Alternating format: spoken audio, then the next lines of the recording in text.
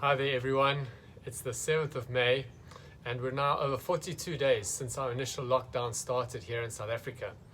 And for many of us, we're in a place now where our initial adrenaline, which was keeping us going at the start of this lockdown period, has worn out. And we've seen it around the country as optimism has turned into a lot of pessimism.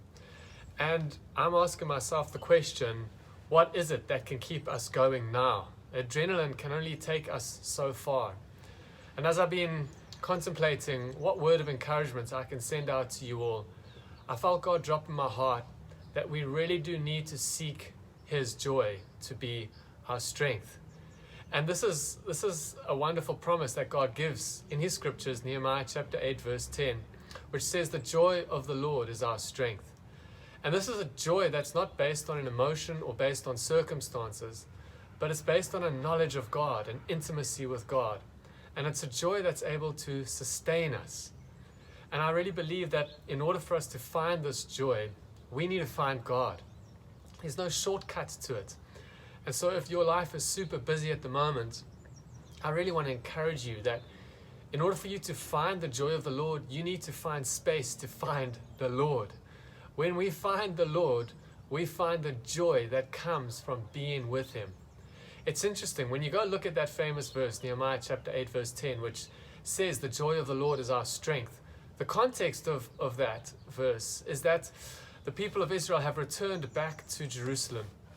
And as the law has been read to them, supposedly because they are beginning to realize all that they've made, all the mistakes they've made and all the things that they've gone wrong, they begin to mourn and weep. And they get instructed by their leaders not to weep and not to mourn, because it's a holy day unto the Lord, and that they should go and find some good food to eat and something nice to drink and actually celebrate. And it's in that context that the people of God are instructed, the joy of the Lord will be your strength. As we look around South Africa and at the world at the moment, there certainly are good reasons to mourn. And mourning is a good thing, and many of the Psalms help us to mourn appropriately. And as we consider the Israelites in that moment, one would have thought that it was appropriate for them to mourn all that had gone wrong and to mourn the nation that they once were and the state of their country in that moment. And yet they're instructed that that was not a moment for mourning, but a moment for celebrating. I want to encourage you as we continue to process everything that's going on in the world, yes, to mourn, but I want to encourage you also to find ways to celebrate. This is, I guess, similar to what people describe as counting your blessings or giving thanks, the discipline of giving thanks.